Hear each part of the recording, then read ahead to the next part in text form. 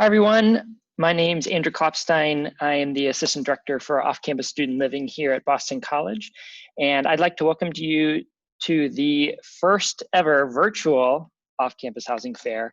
We've been running the housing fair for graduate and law students for several years now, but never before in a virtual format. So I'm excited to kind of run through this with you. Let's do a couple of introductions and then we will get started here. So again, as I said, my name is Andrew Klopstein. Pronouns are he, him, his. Again, also, I'm the Assistant Director for Off-Campus Student Living here at Boston College. I'm from St. Louis originally, and I'm currently pursuing my MBA here at the university. I'm entering my 6th year as well this July, which is crazy to think about. I'd like to now turn it over to my colleague, Melissa, who will introduce herself. Hi, everyone. My name is Melissa, and I am the Graduate Resident Director for the Vandy and 90 St. Thomas More community. I'm currently going to be a second year in the master's program here at BC, the Master's in Higher Ed. My pronouns are she, her, hers, and I'm originally from New York, but grew up in Somerset, Massachusetts, which is about an hour from here. I've been at BC for about a year now and working for the office for a little bit. Wonderful. We would like to start off with our student panel. However, I'm just going to touch briefly on some of the things that off-campus student living offers. And before I even do that, I'd like to wish you a happy Pride Month as well as a happy Juneteenth on this Friday. So off-campus student living, what we really do is help students through the off-campus search process, provide some guidance and assistance, and really support you as much as we can in your search, knowing that the search can be long and it can be stressful. And so we're here to kind of assist you in all of those things. The biggest resource that we have is our off-campus housing database, which I'm actually going to show you briefly right now before we get started with our student panel. So give me 1 second here to switch on over. So you should be seeing here the off-campus housing database, and you all as students have full access to this database. You just go in and click this will be a sign in. I'm already logged in. You log in with your Agora portal credentials once you receive those. Sometimes there's a little bit of a delay between when a student officially accepts their offer to attend Boston College and when they are populated in our system, in our internal database, in which you get your username and password. At any rate, if you don't have your Agora portal credentials yet, you can request a guest account and we will go ahead and approve that account. But there you're going to be able to search for housing by clicking the housing tab, and you'll be able to see a whole number of listings here in our area and throughout Boston. Something that makes our site unique, however, is that it's customized specifically to BC. You can search based on how many miles from campus you are and a whole number of things by going down here to this My Filters button. You also can see virtual tours. We've upgraded pictures for virtual showings in the time of COVID-19. So again, it functions similarly to how a normal apartment search rental database will function. And yet we also have this roommates tab here. And this roommates tab is really an opportunity for you to connect with potential roommates at Boston College and at other neighboring institutions who use the same platform as us. You can create this profile if you're looking for a roommate and you have a place. You can create this profile in the sense that you have a place and are looking for a roommate to move in and live with you.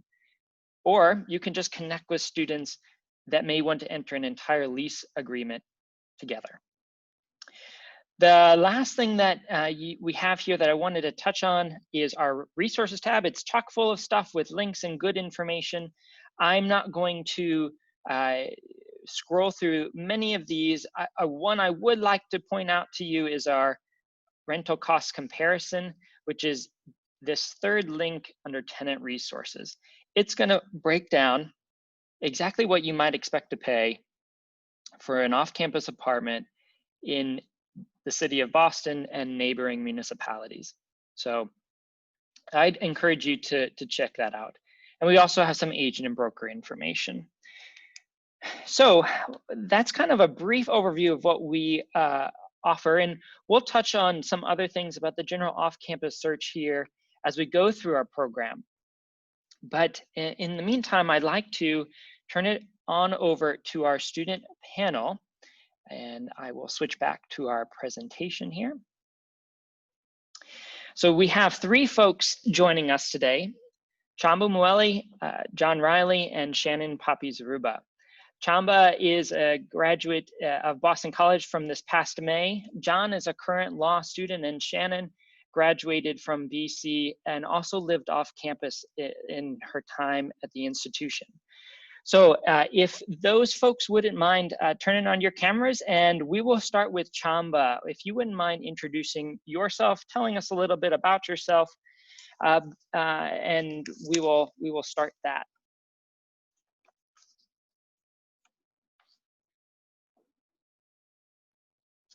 Chamba, you there?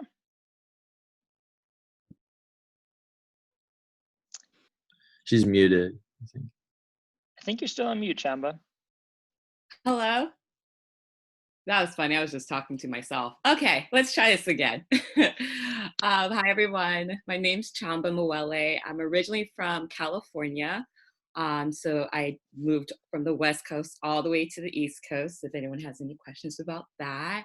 Like Andrew said, I recently graduated in May. I was part of the mental health counseling program through the Lynch School of Education and Human Development. And I've lived off campus for the last 2 years. When I was in the program, I lived near Cleveland Circle, so in between a bunch of bus stops. And I've really enjoyed my time living off campus, in Boston. There's just a lot of places to see, restaurants to sit at and eat, all these different activities. So I've really enjoyed my time living off campus. Thanks so much, Chamba. John, if you wouldn't mind now introducing yourself. Good afternoon, everybody, and welcome. My name is John Riley. First off, congratulations on your acceptance and attending BC this fall. We're all really excited to have you here with us. I am a second-year law student, as Andrew said, originally from Albany, New York. This will be my second year living in Boston. It's a great city. I live currently, and I'm coming to you live from my apartment on South Street, which is right behind the main campus in the Cleveland Circle, Brighton area. So if you have any questions on the commute to law school or where law students generally live, please feel free to direct those at me. Again, congratulations, and looking forward to talking with you throughout the rest of the panel. Thanks so much, John. And Shannon, I believe you're up. If you wouldn't mind introducing yourself. So good afternoon, everybody, and I'd like to echo John's sentiment. Congratulations. We're really excited to have you at Boston College in the fall, whatever the fall looks like. As Andrew said, my name is Shannon Poppy-Zaruba. I use pronouns she, her, hers, and I graduated in 2019 with my master's in higher education. During that time, I lived off campus in the Allston-Brighton area, so I was really fortunate. I was right in between the Cambridge, like the red line stops, and then the green line as well. So lots of options to go lots of places, but still about a 20-minute T ride, like 10-minute drive. I had a car, but my roommate didn't. And so finding an apartment that accommodated both of those things was a journey, but we did it. And I did also enjoy my time off campus as well. Thanks so much, Shannon. So before we jump into any questions, I just want to set some rules of the road here. If everyone wouldn't mind just keeping your microphones on mute, you're welcome to have your video on, but if you're moving around, it can be distracting sometimes. So go ahead and mute your video then as well. The other thing is that if you wouldn't mind, if you have any questions, directing those to Melissa in the chat function. She's going to be kind of managing all of the questions that are submitted. And you did have an opportunity to pre-submit questions. We've included those in the questions that we're hoping to ask our panelists today, but certainly we'll provide space for you to ask any that come up, because when you submitted those, you might have been in a different space than you are today.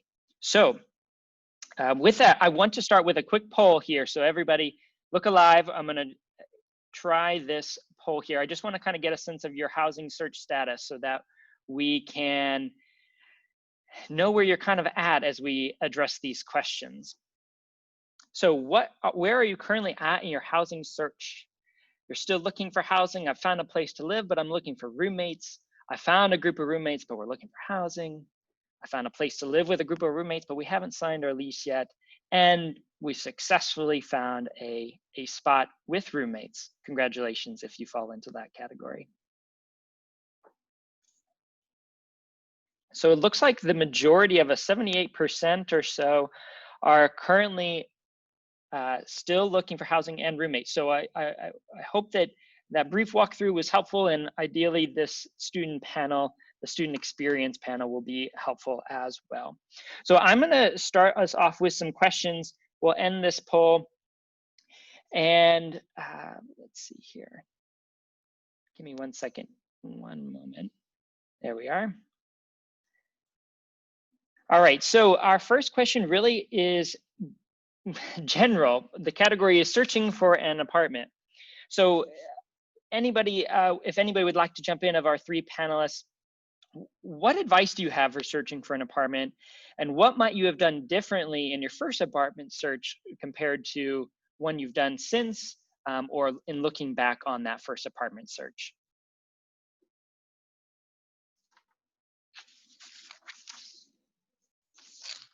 Andrew, I'm happy to start. I think one mistake I don't know that people can have at this point was that I really did start too early. I started in April, and looking for August leases was pretty challenging, considering a lot of those come up through like a sublet lens.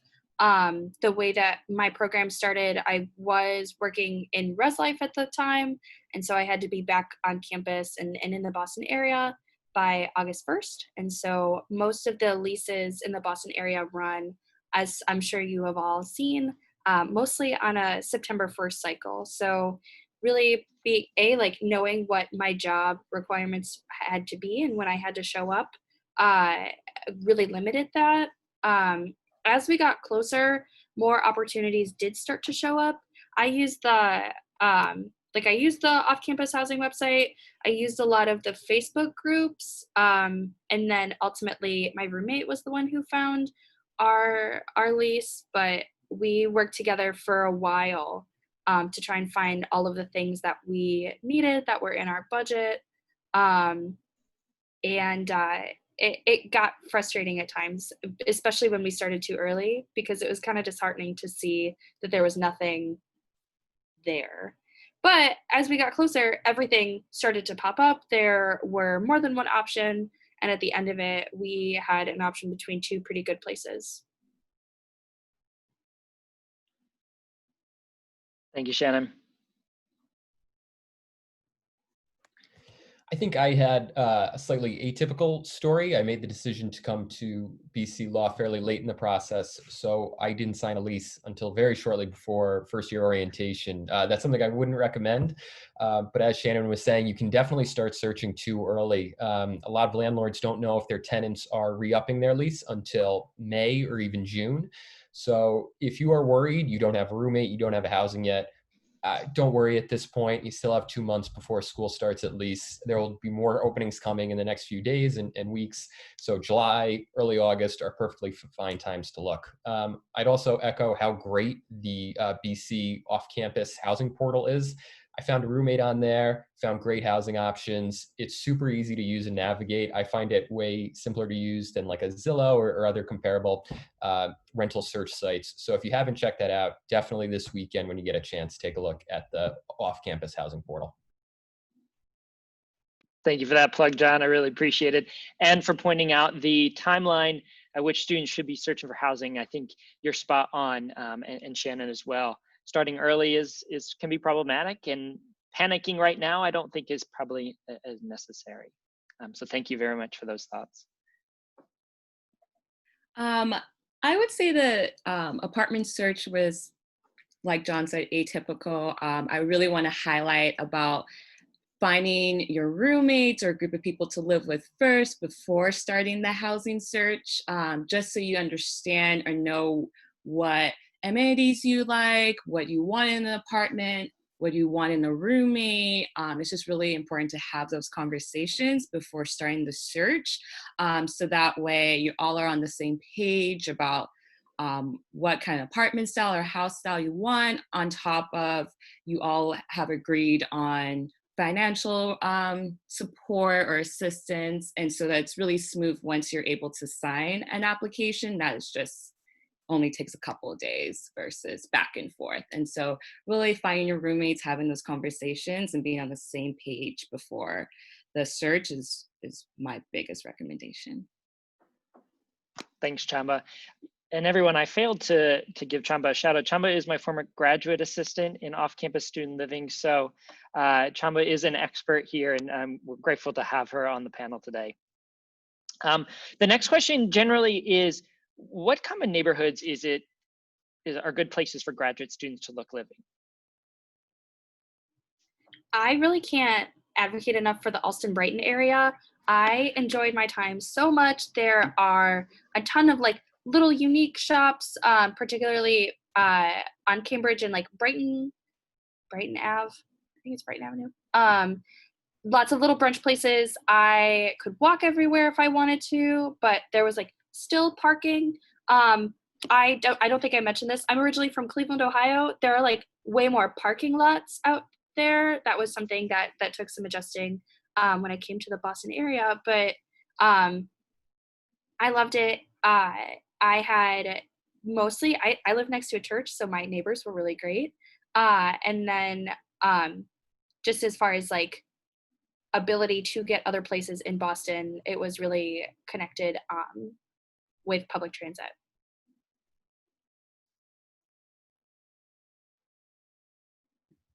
I would also second Alston and Brighton as great neighborhoods for grad students to live in. Especially the Cleveland Circle area seems very popular with incoming law students because you're close to campus and also you have easy access to public transportation as well. Because the law campus is in Newton, which is a little further outside of downtown Boston, it's more common to find law students living in the Newton or Chestnut Hill areas. So I'd also recommend, if you are going to be a first-year law student, to expand your search to things that are a little bit closer to the law campus, which makes the commute when you have an 8 a.m. contracts class on Friday mornings a little bit easier. No doubt, no doubt. I really enjoy living near Cleveland Circle, but just from working with off campus, it's just really important to think about your transportation and really look at your classes, because if you have early morning classes, for instance, and the commute is far, that's just less time for you throughout the day, and you have to count in transportation. And so I, for instance, really wanted to live near a bus stop so that I could use the bus that BC offers for free, the BC shuttle. It runs early in the morning to late in the evening, so that was really important for me because I worked early and then my classes were until 9:30 p.m. And so if you don't have a car, you're going to be really reliant on transportation.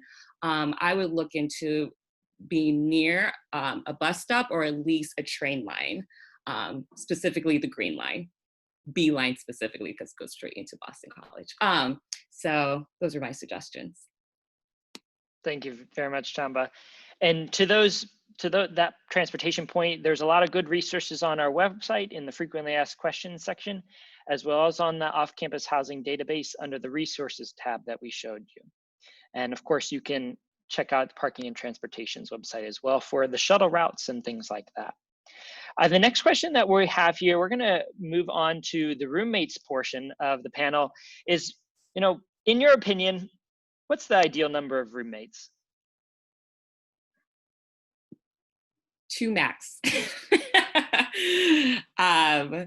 So yeah, I would say 2 max. The more roommates, just, more people, just more opinions, more, more maybe concerns, more problems maybe. I think 2 is a really good amount. It's nice. And a lot of apartments are either 2 bedrooms or 3 bedrooms too. And so not having to look for extra rooms or live in houses is really nice if you're trying to find an apartment that includes all the amenities and, in-unit laundry and all that kind of stuff. And so I would say a smaller group is is best? I would say 2 per bathroom. So if you have 2 people and 1 bathroom, great. If you have 2 bathrooms, you can have 4 people, but any more than that, and mornings start to get really tricky. I'd also agree 2, I think, is the optimal number of roommates as well. When I was an undergrad, I had 5 roommates, and I think you can only imagine how messy an apartment with 6 guys who are in their early 20s can get. So I wouldn't recommend that many, and I believe there's a max on 4 individuals in a Boston apartment living together who aren't related anyways. So max, you're looking at 3 roommates. It is nice to have more than one, though, especially based on the social distancing regulations. It's nice to be able to interact with people when you're otherwise shut in by yourself. So I definitely recommend at least 1 and 2 if you have that option. Thank you for mentioning the city ordinance of no more than 4. So John's absolutely right. In Boston, no more than 4 unrelated people are allowed to live in an apartment together. If you have additional questions about that ordinance, please reach out to us at offcampus@bc.edu. All right, great. So the next question here is just around upfront costs. We get this question a lot. What did you personally have to pay for your apartment upfront? It can be a short, sweet answer. First month, last month, security deposit, agent fee, if there is one. And Andrew can talk about how that could be negotiable, and maybe an application fee. We found our apartment in an informal manner, so we didn't have an agent or a broker, so we didn't have to pay that fee. But correct, first, last, security, the application fee, and then also we had to pay August upfront because we were technically subletting, and so that also came out all at one time. Yeah, so that broker's fee is, if you use a rental agency, is something that you would be asked to pay up to 1 full month's rent up front. So if you're looking to use an agent, you need to know that that is something that you would be expected to pay. That fee is negotiable. You're able to negotiate that. Whether or not the agency is willing to do that is a different story, however. So please know that. We'll jump on to our next section here because we want to also have time for students to ask the questions that they've submitted. So paying bills, just a general question again that we get pretty often is, what utilities do you pay for and what utilities does your landlord pay for, if any? And I guess we could also generally throw in general, what would those bills come out to be, particularly around the winter months when you need heat? So thankfully, our landlords cover trash, water, heat. And so during the winter, we really don't need to worry about how long we have our heat for because we're not paying for that. But we do pay for electricity and gas and internet. I had the same. We had gas heat, and so our gas bill would go up pretty significantly in the winters. So definitely don't base your budget on what your roommates or what the people say that you're moving in with pay in the summer, because that definitely fluctuates depending on the weather. I definitely recommend being active in looking for internet packages as well, especially I'm assuming a lot of us are going to be doing a substantial amount of work from home. And if you do have 2 or 3 roommates, you're going to really want a good internet deal or the best you can find. I know a lot of companies may offer student discounts, so definitely look into that. One other cost you might want to be aware of is just the upfront moving costs. If you need to rent a moving truck or need to hire movers to help move a couch or a bed. That's something we didn't think we were going to need, but had to add on at the last minute last year. So just keep that in mind too when you're budgeting for the fall. Great. And one thing to note about, especially around heat, is that In standalone houses or apartments that are duplexes or triplexes, it's likely that you will have to pay for the heat that you use, and it will not be provided, or excuse me, it will not be paid for by the landlord. Sometimes in the larger apartment complexes that can be included, but it would again vary based on apartment complex that you're looking for. So, you know, whatever is separately metered is technically the term there in the lease agreement can be charged to the tenant. And anytime you're living in a standalone house or a duplex, triplex, that is most likely to be separately metered. Great, thanks so much, y'all. We're about halfway through some of our prepared questions here. We want to talk about move-in, and John, you kind of alluded to the move-in costs. The typical question that we get is, school starts before September 1st, and most Boston leases start on September 1st.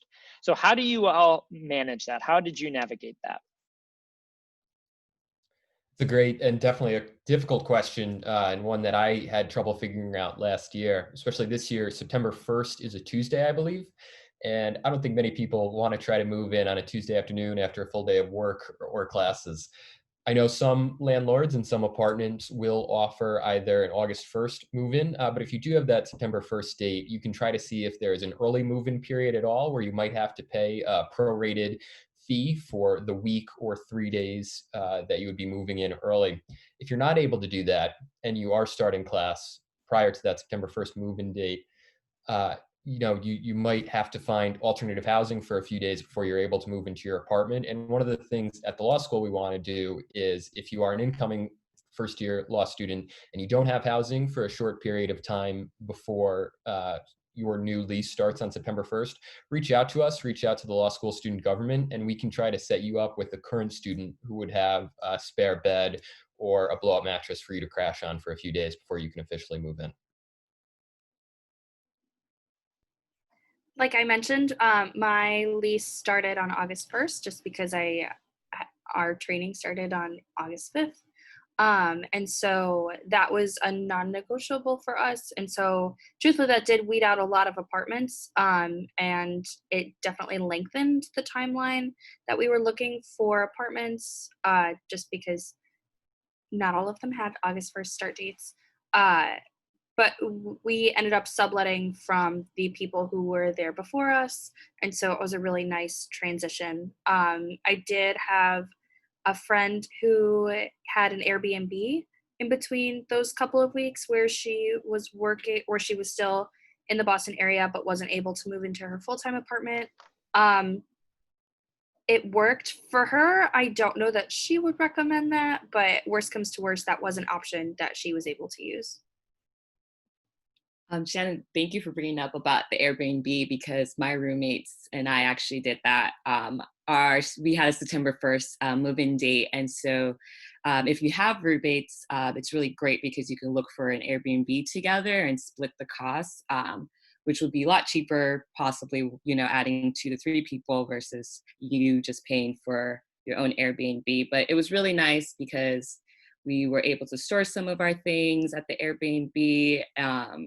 And once it was time to move, we were all able to move together, which actually helped the moving process go a bit more smooth versus doing it alone.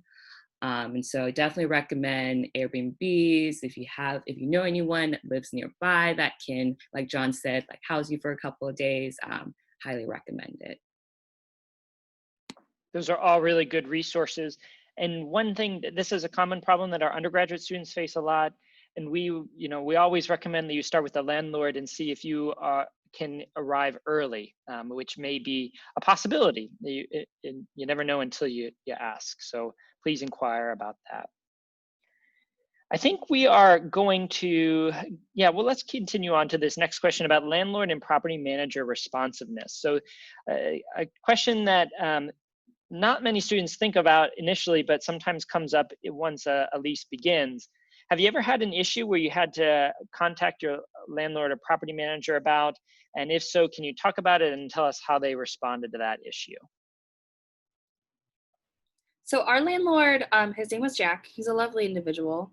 Had a group chat with our with our apartment unit, and he was the landlord of a couple different spaces in that building, and so he would let us know when it was our turn to take out the trash. So he was a pretty consistent communicator, which made it really easy. We would just text him when we had issues.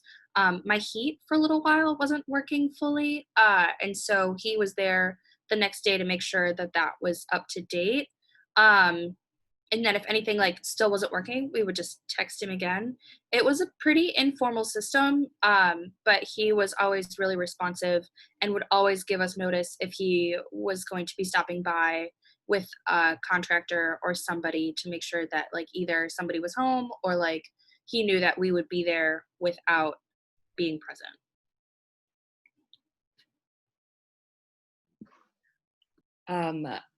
Yeah, my landlord or my property managers are very responsive. We choose to email them instead of text messaging them, but either one is totally fine. And we actually had an issue last year with our oven and our dishwasher, and they actually replaced the dishwasher completely. So that was super nice. And we also had like a rat problem. Sorry, I have to say it. It's common in Boston. And they were so responsive. They would bring out different types of, techniques or, tools to really help us, minimize the rat problem, which actually worked. And this year we didn't have any rat issues, which was really nice. I think it's definitely important to establish a good relationship with your landlord early on and respond to their requests quickly as well, so that if something big does come up, you know that you have that good relationship and they'll respond to you quickly. The night before my civil procedure final last year, I just got done working out, went to take a shower, and our shower's faucet had a leak that was flooding into our hallway outside of the bathroom. The last thing anybody wants to do the night before a big exam, right? But we were lucky. Our landlord, Joel, was very responsive. He was over there that evening, fixed it as best he could that night, and was able to bring a contractor in for later the next day to fix the problem entirely. And I think a lot of that was because I had a good relationship with Joel early on, and we texted and emailed back and forth and were responsive to each other. So if you know your landlord is responsive for the small things, it's a good bet he or she will be responsive for the bigger ones as well. And if your situations aren't quite as positive, you're welcome to reach out to us and we will kind of help you through that situation here in off-campus student living. So please know that we're a resource in those situations as well. The next question that we have is around subletting. So does your lease allow subletting, and have you sublet your space before? If so, how did you go about doing that? Was it a difficult process? Things like that. So part of the higher education process typically involves an internship in the summer where you go work in either housing or orientation. And so I moved to New Mexico for 3 months and was able to sublet my space. And luckily we did have an attic, and so I was able to keep most of my belongings there, as I obviously didn't drive to New Mexico. Um, and then, so I was able to have a sublet that we didn't do any sort of like formal documentation. My name was still on the lease, but we worked together to come up with a payment plan, and just kind of both had a mutual understanding about what that would be. They paid a security deposit just as I did, and then they moved out 2 days before I got back. Um, and so I found a sublet within a week of posting it. They tend to go pretty quickly, or at least they used to, before pre-coronavirus. I know that there are several different sorts of institutions that have internship opportunities around the Boston area. So I think it would just depend like what you're looking for as far as who is in your space. My roommates were really adamant that they did not want an undergrad in our space, given it was part professional, part grad student as well. So that was kind of tricky. A lot of the subletters tended to be younger, but we were able to find another grad student to be in that space, and she was lovely. So my lease says no subletters, and all of us stayed for throughout the 2 years. But I do recommend that if you know that part of your program, you're going to have to travel for an extended time and you're going to need to sublet a place, I would bring that up to the landlord, have those conversations early before you sign your lease, because your landlord should be involved with the whole sublet process. And so some landlords, if they find out there's a subletter and they weren't in the loop about that, they may get angry because, they should know who's living, in their spaces. And so really have those conversations, or even look for leases that say subletting is okay, because there are some leases that say it's fine, while other leases are like no subletting at all. I'm sorry, I just want to like follow up and reiterate, like we definitely told my landlord, and they said because it was such a short amount of time that they didn't want to like process like formal like subletting paperwork and transferring the leases, but definitely kept my landlord in the loop the whole time. And Chamba, that's a super good point. You never just want to have someone in your space that isn't supposed to be there, regardless if that's a partner that isn't technically on the lease or if that's a subletter that isn't supposed to be there either. Yeah, and on that point, oh, I'm sorry, Chamba. On that point, to both Chamba and Shannon's notes there, your lease can be terminated if you are not in compliance with subleasing policies, or if you have somebody who's just living with you that's not on the lease for an extended period of time. So you need to know that there can be consequences for that. Yeah, and just to go off of that, what Andrew said, from my experience working in the office, a lot of the landlords just really want to know who's living in their space, have like a physical contract signed, and honestly know who's going to keep paying the bills for the apartment. And so most of the time it's just for them to just be in the loop and have that communication between your landlord and yourself. And we've seen students who had landlords that said no to subleasing, and then they turned it around because of the way that the students were communicating about the process and looping in the landlord.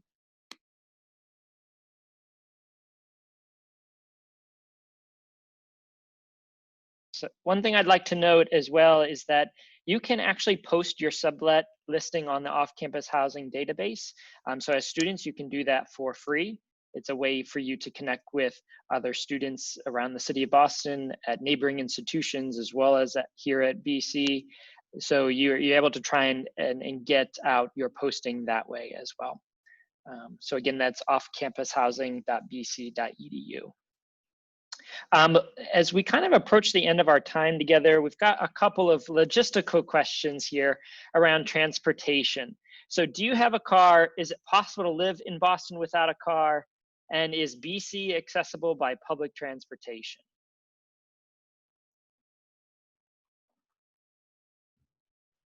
I do have a car. I grew up in a fairly rural part of upstate New York, so I was used to driving, and I was able to bring that over to Boston with me.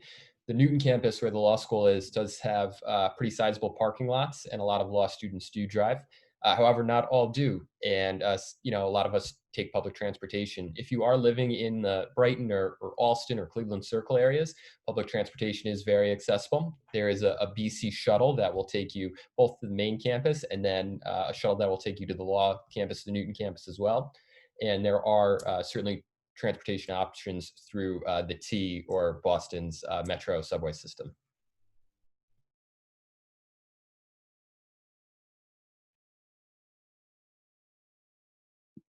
I have no car, just a city girl living her life. So I really rely on the BC shuttle to go to and from school, and I use public transportation. Boston's public transportation is super easy to understand. I felt like the second day I already knew how to get to places because it's so simple. It's like, if you live in New York, or I've ever visited New York, it's so simple compared to New York. It just makes sense. And so it's really common to use public transportation. A lot of students who live in the Bryan area will use the Green Line.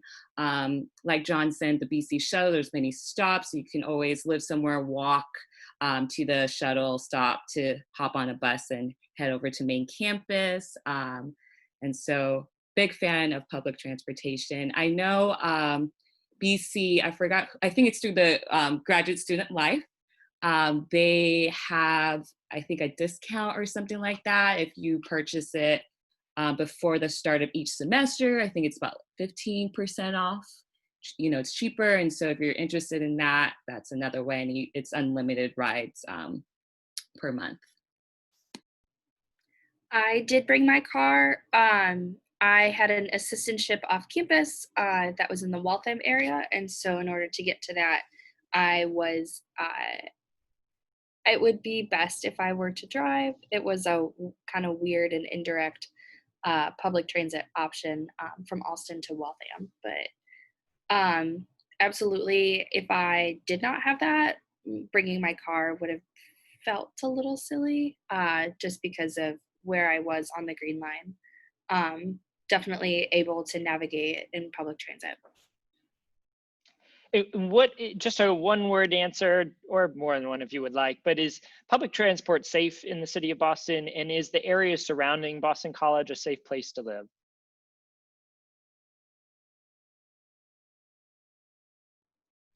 Yes. Yeah, it's a really, Chestnut Hill is a safer, you know, neighborhood, of course, compared to other parts of Boston. That being said, doesn't mean you're fully safe and that you shouldn't be aware of your surroundings and X, Y, and Z. So it's really great that public transportation does run pretty late and that the BC show does run pretty late until 2 a.m. to really, in my opinion, you really protect the students in that sense. And so, yeah, I would say it's fairly safe, but also it's the city, so just, you know, make sure to take care of yourself. Yeah. So I want to kind of skip the last couple of questions. One of them was about Boston winters here. It is possible to live in Boston through the snow. It's an experience also. Hang in, buckle up. And how to create great relationships with your neighbors. Notably, we just think that it's best that you get to know your neighbors. A lot of the folks that you're living around are longtime residents who've been here year after year, probably living in the house they grew up with. And so they want to get to know you, and you should want to get to know them, right? So really, really encourage you to build those community bonds with your neighbors. What that might look like in the time of coronavirus is rather unclear for us at this point in time, but nonetheless, there's ways to connect with your neighbors. So I'd like to turn it over to Melissa to ask some of the questions that have been submitted, and then we will break here for a little short break. Hi, everyone. So we got some awesome questions in the chat. So one question I have for the panel is, have you navigated to find housing that might be in a more inexpensive area? And if you have done this, what sort of options were available to you?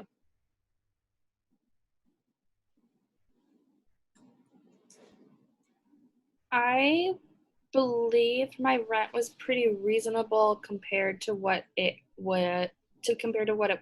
could have been. In the Alston Brighton area, I paid $750 for my room in one of 4-bedroom apartments. That probably would be more now, as rent tends to go up maybe $20 or $30 per month a year. But given the proximity to campus as well as just like the neighborhood I was in, that worked within my budget as well. I think if you are looking, truthfully, like the further away you go from the city, I would say the less expensive it is, with some exceptions, of course. So depending on what you're willing to commit to as far as a commute, and kind of what your radius is with the vehicle versus not a vehicle, that's where the trade-offs would be if you're looking to save some cost on rent. but also in that knowing that you're still going to have to pay for the cost of either public transit, gas, like wear and tear on your vehicle. So yeah, I also would say being from Cleveland, like I did have a ton of sticker shock when it came to like what rent would be for my apartment. But that being said, like that is unfortunately what the housing market looks like out here. Thanks, Shannon. I have another question for the group. What are some typical documents that a landlord might ask you before signing a lease? And have you had to provide financial statements in the past to a landlord?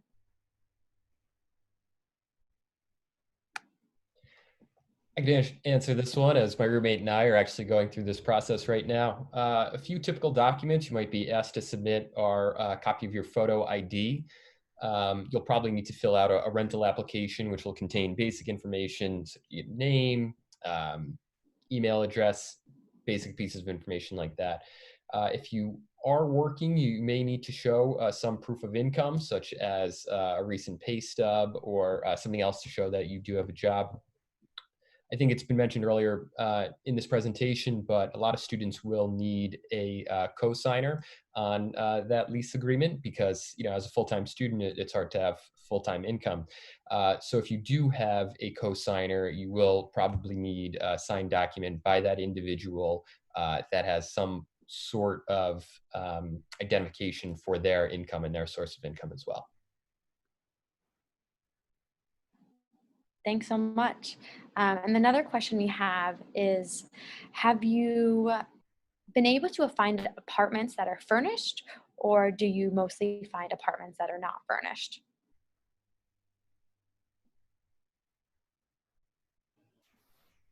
When I came to my apartment, I had the opportunity to buy some of the furniture off the person who was there before me, which was great because again, I was coming from Ohio and did not have furniture to bring with me. But I would say I've seen some furnished apartments. A lot of times those are posted a lot later, so you'd find those closer to the end of July and August because those people are tending to leave a little quicker. Um, yeah. Awesome, thanks so much. Those are all the questions that we sort of got into the chat. I think Andrew also has a couple questions he had, and so he's going to address them now. Shelby, did you have something to add there at the last moment? Oh yeah, I just wanted to have give a quick tip about furniture. Like Shannon said, people who were previously living in your apartment, they may be selling furniture, or you know, because everyone's moving out August 31st and people are all moving in September 1st, a lot of people are selling their furniture for very cheap on Facebook.